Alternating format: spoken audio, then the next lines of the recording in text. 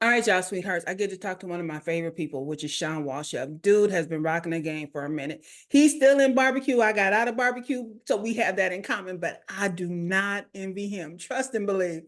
But we're going to have a conversation today. Y'all know I don't know where this shit is going, but somehow branding is going to be a part of it. So let's get to it. Hey, brand babies. This is Brandma's podcast, where we go in on personal branding without taking shit personally. Brandma's house is hosted by none other than the Ghetto Country Brandmother. She's here to share her experience, expertise, and education in a way that takes you from brand baby to brand leader. So come on in and hold on to your bourbon, because Brandma's about to spill the tea. All right, brand babies. Today we're talking to Shawn. Why do I want to call you Steve? That's because my client's on my mind. He's been bugging me this morning. No, you're not bugging me, sweetie. Don't take that personally. But Shawn has been rocking this branding game for a minute. How long have you been in business? We opened in 2008, April 20th, 2008. Yeah. Y'all started around the same time we did. I just left. Oh my God. You got out. Oh, Jesus. And you're about to open a new spot. We are about to open a new spot at the Navy Exchange in San Diego, a QSR in right next to Rubio's and Pizza Hut and these huge brands like Subway and Starbucks and little old Cali barbecue. All right, little old Cali barbecue. And I know I didn't give him a proper introduction, you guys. This is Steve Walchef of Cali Q. See, I'm fucking up. Neil is yelling at me from the other room. I told you I was tired. I told him before I got on here I needed a nap. Oh my goodness. I'm gonna cut all of this out. This is Shawn from damn it. I can be your Steve. That's fine. I'm cool. From Cali Barbecue Media. Now, he does have a barbecue place, but the media company is kind of taking precedence. It does not take anything away from his restaurants, but dude is killing the game as a media company. How you go? People always say, how you go from barbecue to doing that? Damn it, I opened my mouth. But it is a thing. And Shawn has been true to this since I've met him, and we met on Clubhouse. Now, one of the rules I broke for Shawn, he probably don't even know this. Normally, I do not eat barbecue from friends. I do not. Because inevitably they're going to ask you, so how is it? And I never want to lie. Well, in Shawn's case, I do not have to lie. And thankfully back then when I did taste it, I didn't know him that well, so I didn't give a shit about it like it or not. It's true. But it has been an amazing adventure watching you grow this media company. So come on, tell us about you and Cali Barbecue Media. And I should be able to say that shit with it on your hat. But sister's tired. Come on. Well, first of all, anybody that's listening, if you're in the Brandma's house, if you're here for content, you're in the right place, because there's a reason that Phyllis and I we connected on Clubhouse.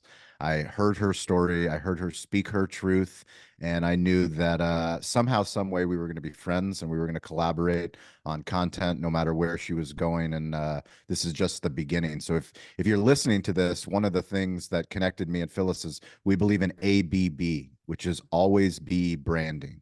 Yeah. It's something that from the day that we opened up our restaurant in 2008, we knew that names matter, who we are matter, how we step into the world matter, our truth matters. And it's changed. You know, the craziest thing, how does a barbecue business become a media business? Well, that's our story. And our story is one where people didn't give a shit who we were. We opened up a restaurant in 2008 in a location that they tell you location. Our location was shit. It was a very poor location. But because of that location, we learned about this thing called the internet that everyone ignored until the pandemic. You know, we spent all this time trying to figure out, well, what is Facebook? How do I use Facebook to market my business? What is Yelp? I hate Yelp. People are writing one-star reviews about our barbecue. This sucks. But we started responding to those reviews. And the more that we responded to those reviews and the more we fixed our barbecue, we actually started getting better reviews. But fast forward, it got to a point where we started getting people in our community loving our barbecue, coming out and trying our brisket, trying our ribs. And I was like, this is great. Now the local news is going to come and they're going to come talk about us. Nobody came. You know, no one came. And, you know, if you're listening to this and if you have a business, if you're a solopreneur, if you have a couple employees, like we work so hard at this field of dream mentality. If you Mhm. build it, they will come. Yeah. Bullshit. No one's coming. No one cares. And that's the reality that once you make that acceptance, you can start to do something about it. And we live in a world where we have the power of becoming our own media company in our hand. We don't have to go and make YouTube. YouTube's there. You don't need to go and figure out how to become Spotify. You can start a podcast. You don't need to figure out how to build TikTok. TikTok's there. All of these platforms are there. They're just waiting for you to actually become and speak your own truth. Yeah. So we started speaking our own truth, and we got good at not only talking about the barbecue side of our business, but the hospitality that we provided, the community. We always give back. We put on an amateur barbecue contest in front of our restaurant for 10 years. We put on a professional contest. But by doing that, we started to get those media opportunities that we wanted. Mhm. And I realized that I have to be better. I have to be okay looking stupid and sounding stupid and not being the barbecue expert. And the more that I did it, the more reps that I did, we started our first podcast 2017. It was called Behind the Smoke. That Mhm. show allowed us to figure out what is podcasting, what is long form storytelling. And now we have a show called Restaurant Influencers, which Phyllis has been on our show. Her episode was absolutely incredible, but that's on Entrepreneur. That since we've launched that show, over 30 million people across video, article views, and podcast downloads have engaged with that show. And Toast is the title sponsor of that show.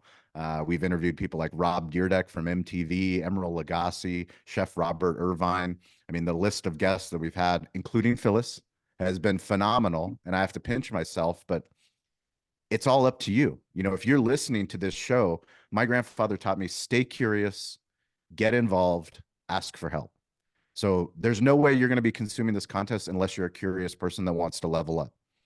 But you actually have to do something. You do. Like when Phyllis tells you, these are the things, these are the people that I'm bringing in to your world to do the work, you have to do the work. You Because have once to. you do the work, and it's going to suck, it's going to be bad, Yes. And but you got to shoot your shots. the thing about you, like I said, you always repeat what Grandpa told you. I'm telling you guys, I've been listening to Shawn for what, a couple of years now, Yep. and he's been saying that since day one. And this is the dude from Bulgaria, okay? Yep. Talking barbecue. Two B's go together, but you would not put Bulgaria and barbecue in the same sentence on a regular. But I know about his barbecue through his grandpa because his grandpa always said those three things to him. And he continuously says that. And people get all sideways when I talk about personal branding, not taking it personally. And but it's this is not personal to me. It is a consistency as far as Shawn is concerned. He is always pushing the same message. When he talks about all rising tides lift all ships, he stopped saying boats and he started saying ships because he wanted to lift more than one person. And Yep. so the level of his content, whether he names his personal brand like I do or not, his game is always on. And like you said, a lot of you guys are sitting out here because you're afraid. What am I going to say? What am I going to talk about? Sweetie, Deshaun got me when he put it out that he was going to become the Amazon of barbecue. And anything that Shawn has said, like when he says, I want to be on this and I want to be on that, somehow the word gets out and Shawn ends up where he said he wanted to be. But a lot of you, and you can call it manifestation or whatever the fuck you want to call it, but he calls it out and it happens. And this is what I say about when you're talking about doing branding and so forth, sweetie, I don't give a rat's ass necessarily about your story, but it's the way you tell your story Yeah. and how you tie it to what it is that you're building. A lot of you want to go out here and you just want to tell oh, I'm having a bad day. I didn't get the client that I want. And you want to be honest and all that stuff, but that's not doing shit for you.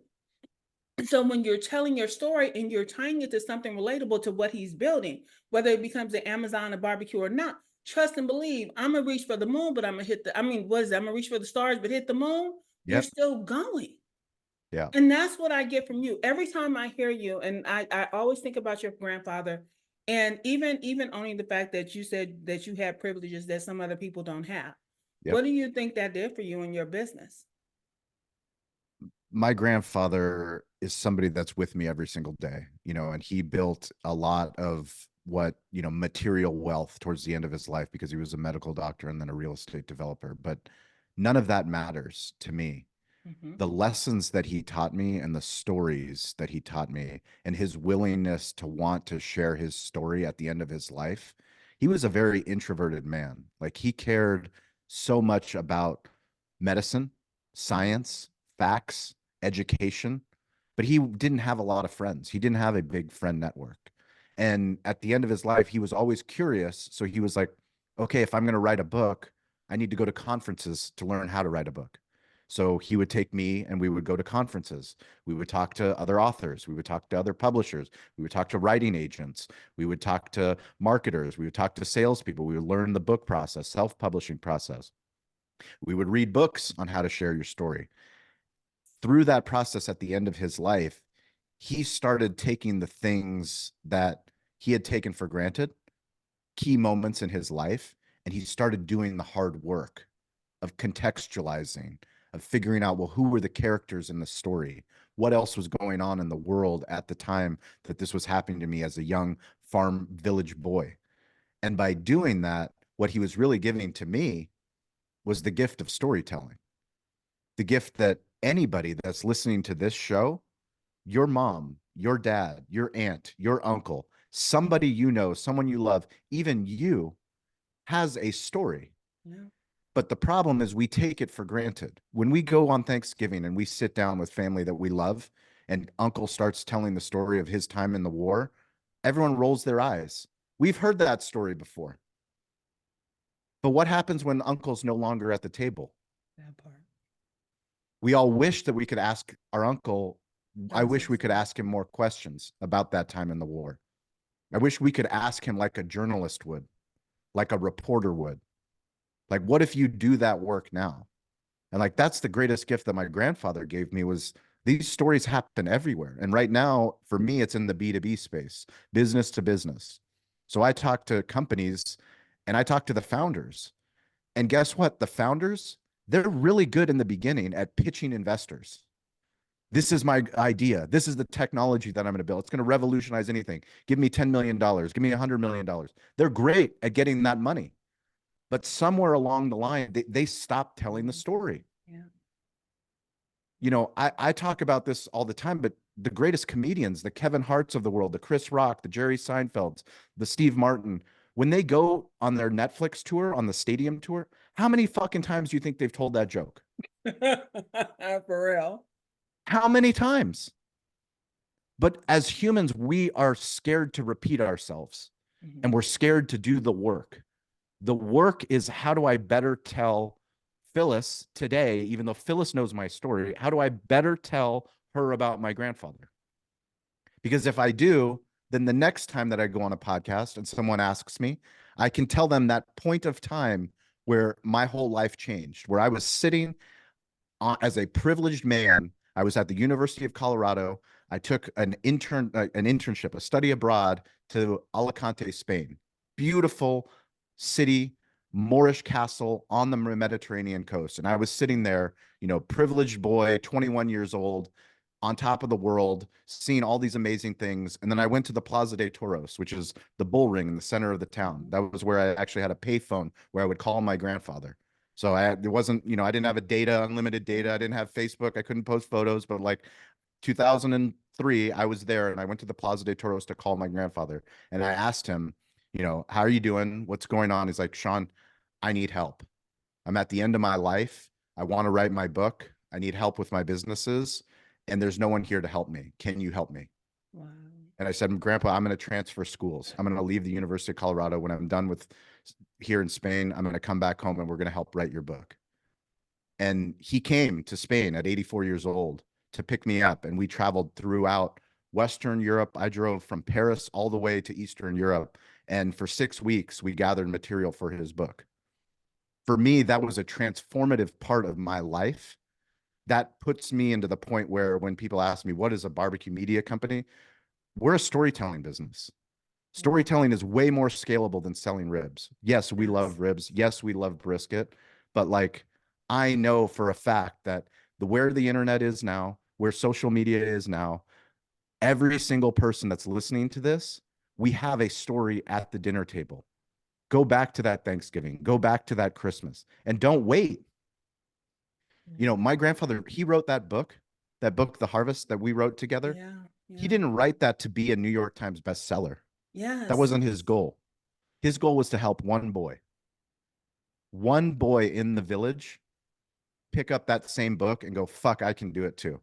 There you go. If this guy did it, I can do it too. That is freaking amazing. You can't see the tears behind my glasses, but trust me, there's some water welling up in there. That's serious. That's serious. And it's that level of magic when we do these things and we go out here and we start these businesses. Like Neil's story, I can tell that shit forwards and backwards. I know Neil's story started with Alton Brown smoking a fucking pork butt in a coffee in a flower pot. That's the story. That's where his story began, because he all of a sudden he went down this rabbit hole of barbecue and so forth. And he started calling these guys, and then he met the barbecue brethren, and they would call my house at 1 o'clock in the morning, drunk, trying to tell Neil how to smoke a brisket. I know that story. And it's because this is how we got to where we are. And so when you shy away from those things, like people like, well, I don't know what content to put out. I don't know what to say. Sweetie, if you have a story, if everything that you're building is based around that story, it's a lot easier to tell.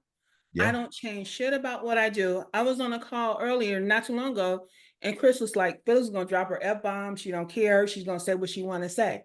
And people think that is a part of me, but that's not all of me. Of course not. Because I told him, I said, people will not understand when I walk into a room full of strangers, I am not the loudest person in the room.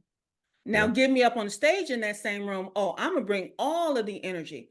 But usually when I walk in, I'm socially awkward. People would not think that. Sweetie, I'm 6'1", y'all all fucking short, you're blonde. I stick out like a sore thumb, so it makes me awkward. So it's people were like, well, why isn't she talking? She's usually so this. I'm this when I'm comfortable. And until I get to that point of being comfortable, because I'm not a small talk person. Don't come, sweetie, I will talk business with you all day long because I know I can learn something from what you did in your business, from your grandfather and how he taught you business. And so I listen. And sometimes I talk over people, and sometimes I say too much. And they'll say, baby, take the fucking horn out your mouth because you're always telling me that. Shut up and breathe. But the thing about it is, like you said, nobody else is going to tell your story. But your story is only part of what you're building. And if nobody knows what you're building, they can't help you build it. Because go ahead, sweetie. That's the key. The key is that if you don't get good at repeating your story and get better at telling your story, no fucking way anyone else is going to tell it. I talk about, how does a story become a legend? A story becomes a legend when somebody gives a shit enough to go tell somebody else. Yep. You know, the problem that most people have is that we want to be known well. Yep. No, we want to be well known. Mm-hmm. I know what you mean. You know what I mean? You want to be Mm-hmm. well known. Like, I want to be popular. I want to have all these subscribers and all these followers. Bullshit. I don't want that. No. I want to be known well. Yes. I don't want to be well known. And if I'm known well by a few people that know who I am, that know who my grandfather is, that know that my wife is from Bulgaria, that I go to Bulgaria, like, the amount of fucking Bulgaria should start paying me for tourism. Yes, I swear, they more should. people know about Bulgaria from the shit that I put out there than anything else. It's like, I need a tourism contract. No shit. Where's my deal? Where's my brand deal with Bulgarian tourism? But it's real shit. It's real shit. You know it. It is. I don't know if I can get anybody to go to Compton or Watts or Long Beach and all that kind of stuff, but still, it's the story that got you here. Yeah. And like I did something one day, and I said, and a while back, I said branding is a pimp game. And I could speak to that to a certain level because my dad for a short time was a pimp. Riding to school in the limo with the hose and dropping junior high school, dropping off at school. And so I understand the pimp game from that level of being that child in the car with the hose and all that other kind of stuff. But to me, it's why I have respect for that industry, respect for people who want to be in that industry. Let me be clear. Not anybody forced into that industry. If you're doing this of your own free will, so let me make that clear. But it's still business. These women were like, this is how I'm gonna make my money. Now, if a high price woman is doing the same thing, oh, she's a businesswoman. But when you're down here at this level, people don't see you the same. And so it's all a matter of branding and marketing. She's marketing herself from the penthouse. You marketing yourself from the curb. It's a pimp game, sweetie. You got to play the game. And so then you get this convoluted shit with people standing in front of rented planes and Lamborghinis, and you know that shit is fake. All the But numbers, it doesn't matter. it Like doesn't. that stuff doesn't matter. It doesn't. What matters is who's going to show up. That Like part. when you actually need something, when you actually ask for help, when you actually want somebody to do something, to buy a book, to come to your keynote, to do whatever you want to do, like, are they really going to be there? Those hundreds and thousands of people that you say like your page or you say that follow you, who gives a shit? No one cares. And there's a lot of talk around, well, with people that I talk with, about a lot of these people with these large followings not being able to convert it into dollars. Of course. It's not making them any money. But you're Because showing off this. they don't have a community. They don't. They just have followers. They have followers. Introducing Branding Boundaries and Bullshit by the one and only Brandma, Phyllis Williams-Strother. Hey, you there. Are you tired of all the boring personal branding stuff? Well, my mom, Brandma, has got you covered with her awesome new book. In this game changer, Brandma doesn't play by the rules. She's a rebel who says you don't have to fake it to make it. No more being a people pleaser, because it's time to get real. Look, my mom's been there, done that, just like Pitbull, except she was a multi-million-dollar restaurant owner. She's got all the stuff to let you know what's real and what's just okie doke. This book isn't for the corporate crazy. It's for the courageous, the genuine, and the unapologetic. It's about putting you first and not some fake customer pleasing it, because this is not the circus. Branding Boundaries and Bullshit is like a fist pump to those who refuse to conform. It's your map to discovering your YO uniqueness and owning it. So just to BS and start branding on your own terms. Get Brandma's book now and let your true self shine through. A community is people that Phyllis knows that if Phyllis asks something of me, I will do anything for Phyllis. Why? Because she's earned that trust. Yeah. She's put that work in. She shows up consistently. We do all kinds of stuff together because that is friendship. And if Phyllis needs something, she asks. That's how it works. That's how it works. Community. That's deep community. And people do not have that. They because they talk a good game, because I see some of these people out here and they're putting on their social media and they're like good salesmen. They don't even realize they're good salesmen, because all you're doing is selling. You're pitching and you've hyped people up to the point that they want to spend the money, but after they spend the money, then it's buyer's remorse. Oh, it's transactional, right? Yes. I came and I faked you to come and buy some barbecue at my place. That's not what I want. I want you to love the barbecue so much that you go and you tell your friends about it, that you come back next year on your birthday. Like that's a generational thing. That's a generational thing.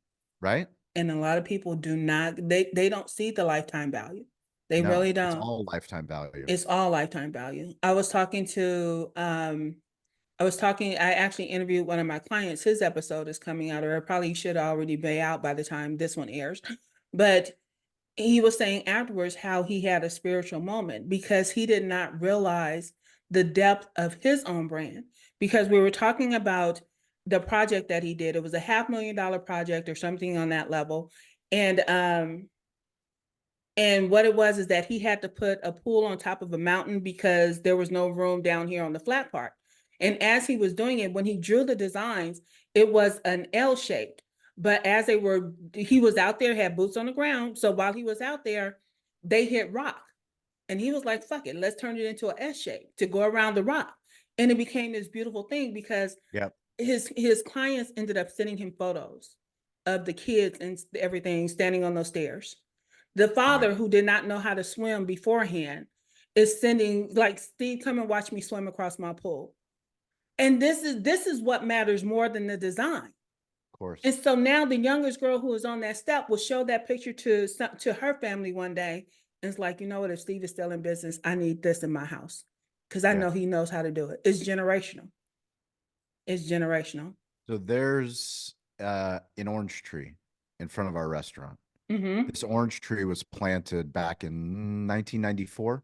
My grandfather planted it with my uncle. My uncle's Wow. from the old country, from Bulgaria. His name is Simeon.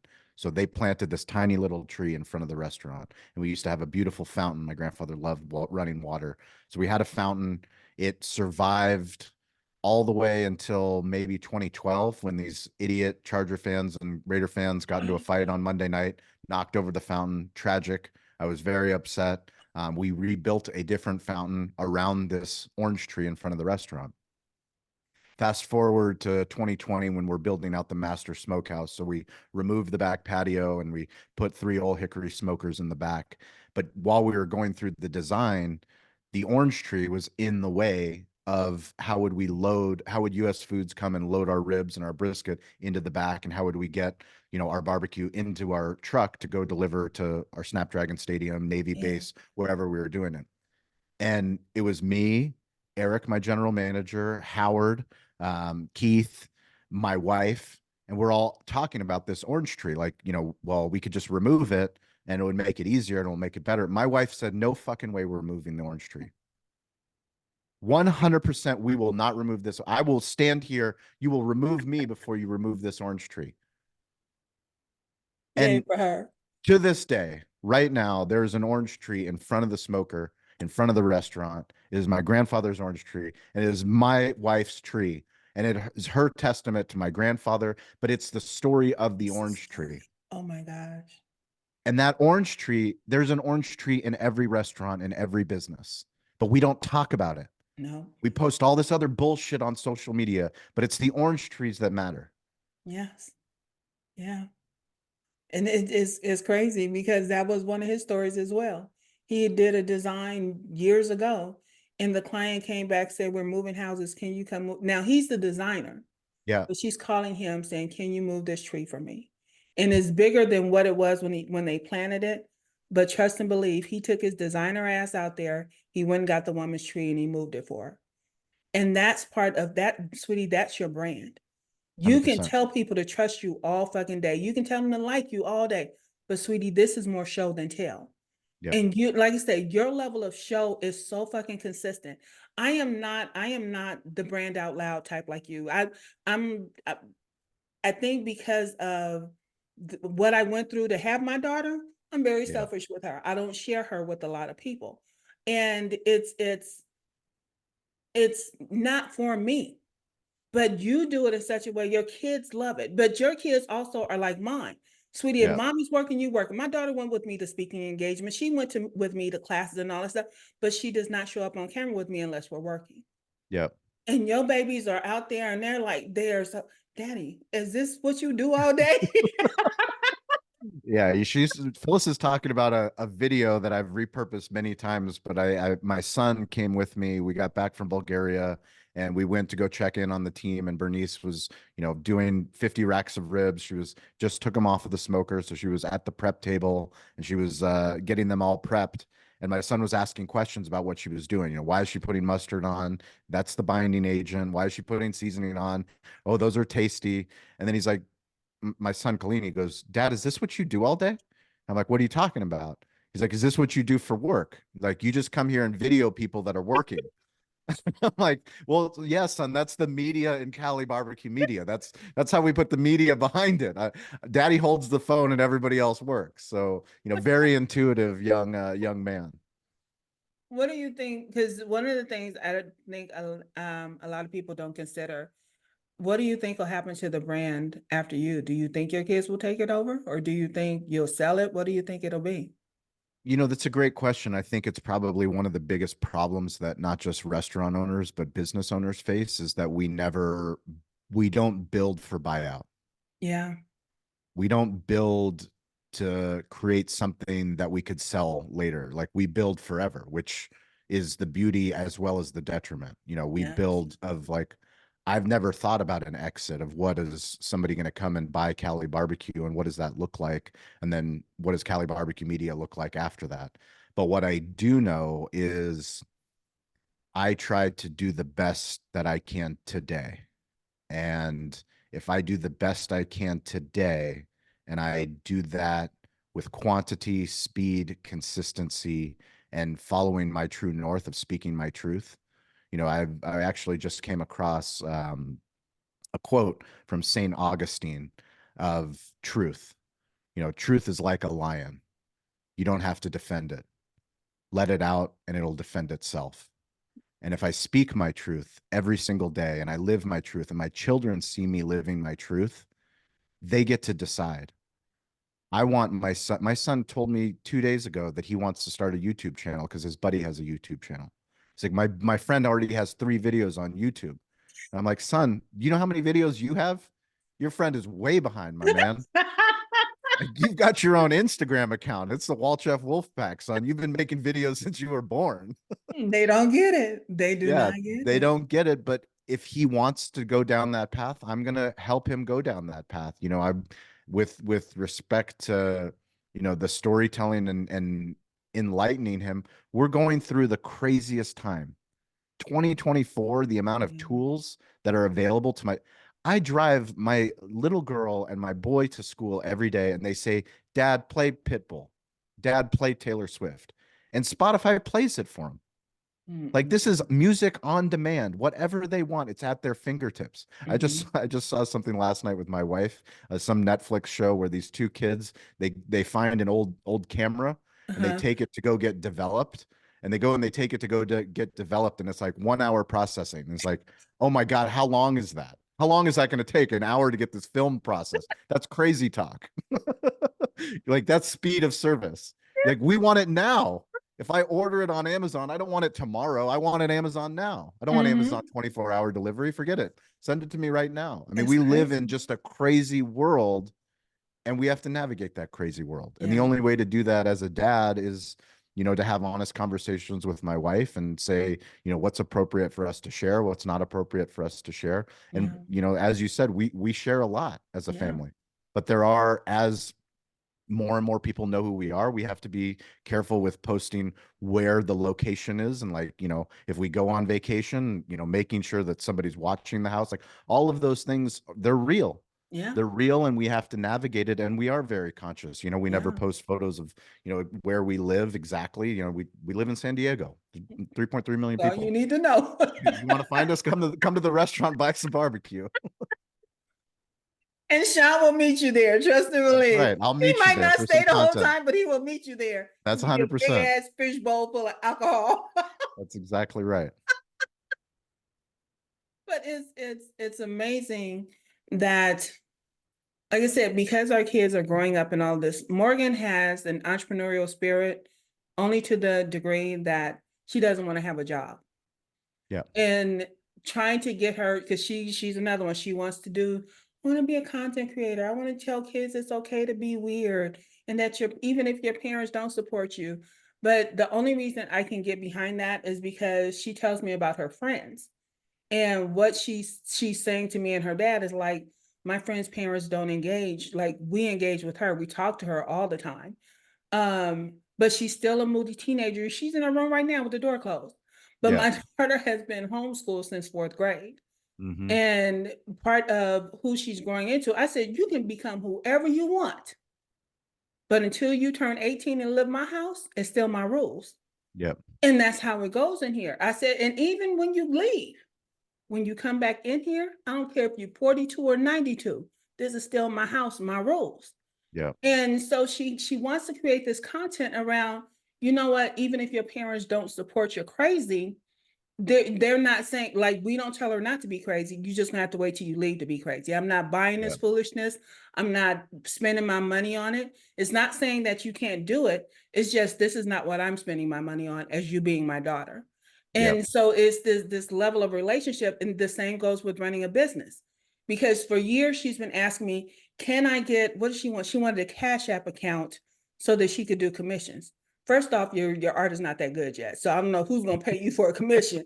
Let's just keep it honest, keep it 100. But then the other part is like, you can do this, but only if you do it as a business. It's like, I don't want a business. I said, then you don't want a Cash App, because I'm not doing it. I'm not going to let you step out here half-assing. And we have enough grown people doing that.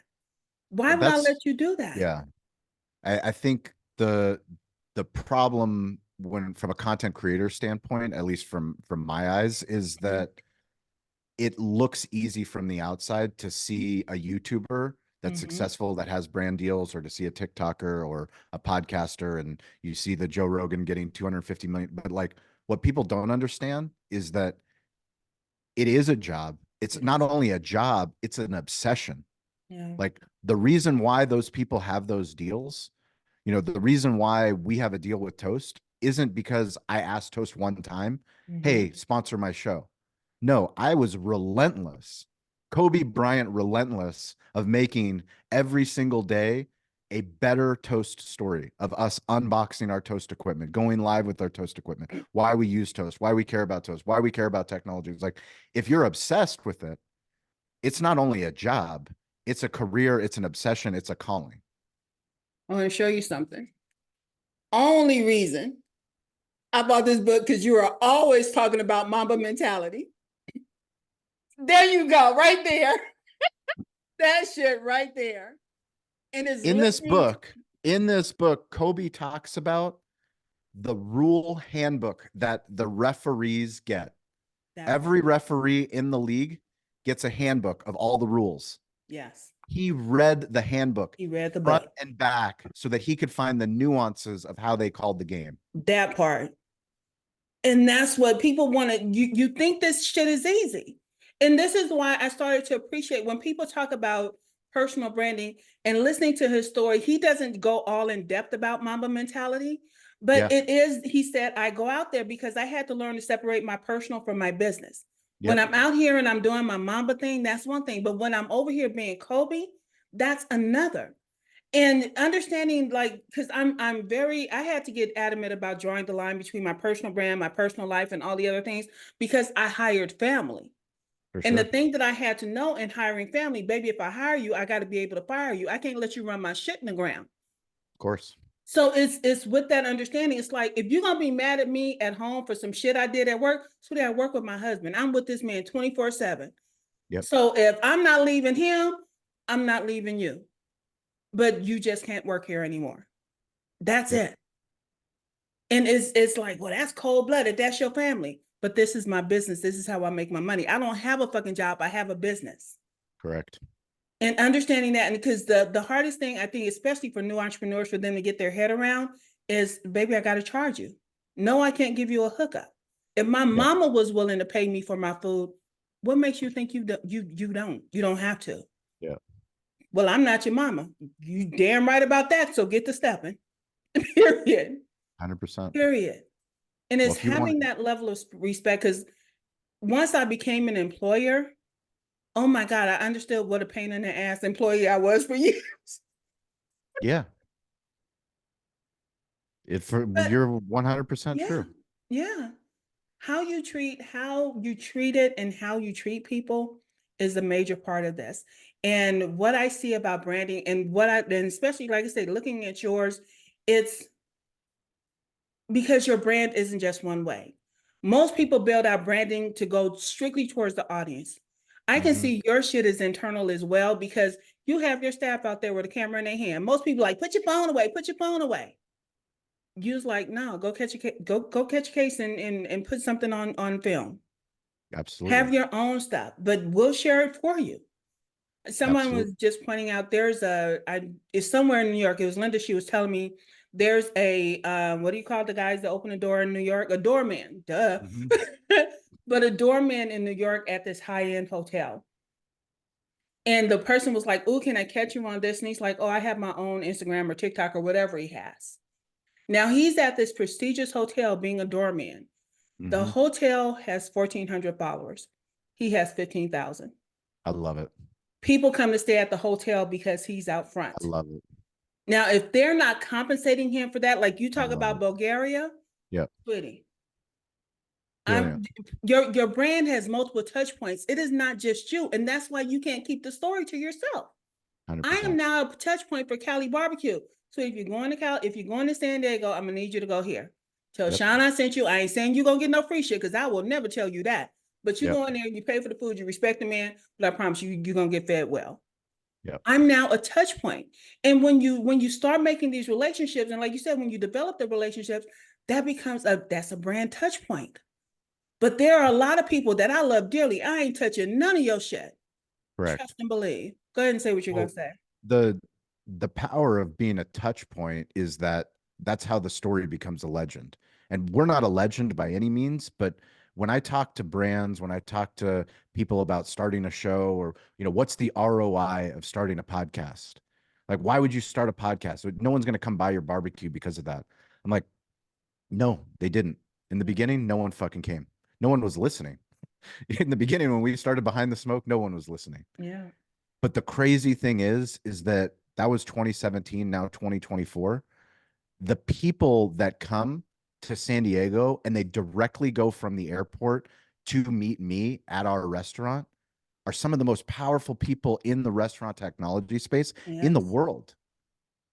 And they're coming to ask me for advice based off of the content of this crazy idea that we had back in 2017. Wouldn't you rather have the CEO of a huge company come to your restaurant that has all the influence That part. versus having somebody come and just because they want a free, half a pound of brisket? That Fuck part. that. Fuck it. It's crazy. It's Yeah. crazy. But normally I try and keep this to an hour, but I know you got shit to do. Is there anything you want to tell us before you get out of here while you going to do your thing today? No one's coming. If you're listening to this, no one's coming. I just need you to understand that no one is coming to tell your story. Like, it is up to you. Like, you found Phyllis's show. You heard us talk. The time is now. You don't need to invest any amount of money. You have everything you need in the palm of your hand. But you have to get over yourself and understand that the answer to making anything great is quantity, speed, and consistency. Quantity, speed, and consistency. And if you don't make a commitment to telling your story on the internet, no one's fucking coming. That part. That part. In flash with no substance is just flash. Sweetie is gone in a second. Trust and believe. Lifetime value. Lifetime value. Yes. Make a commitment to the internet, because the internet isn't going anywhere. And the better you get at audio, video, words, and images, if you can do it online, you can build a community. Yep. And, as my mentor, my media mentor, David Meltzer, teaches me, the problem that most people have is that they don't believe in Noah's Ark. Has nothing to do with religion, has nothing to do with the Old Testament, has to do with compounding interest. 2 by 2 by 2 by 2. Yes. That compounding interest. If you can get 2 people to give a shit about what comes out of your mouth, 2 people in 1 year, then next year you get 4 people. Yep. The year after that, it's 16. And if you do the math, you get into the millions. But the problem is most people will quit. They won't take But it. what's the Yes. ROI? Your time horizon is just too short. Yeah. Y'all want it quick, fast, and in a hurry, sweetie. That's the internet and the Yep. microwave. That is not business and branding. Internet and microwave is fantastic. Yeah. All right, sweetheart. So we got shit to do, so I'm gonna get on out of here. 5, bullshit happens, so suck it up. 4, your voice is important, so speak up. 3, you make the world a more beautiful place, so show up. 2, life is good, so buck up.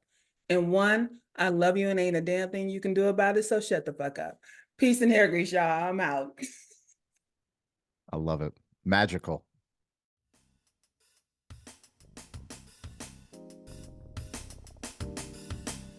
All right, brand babies. We appreciate you stopping by because we know you got shit to do. Just remember to subscribe on your way out and bring a friend next time. In the meantime, and in between time, stay connected with your Brandmother on LinkedIn, Twitter, Instagram, and TikTok. The links are in the description. And your Brandmother wants you to remember that personal branding is not just personal, it's also business.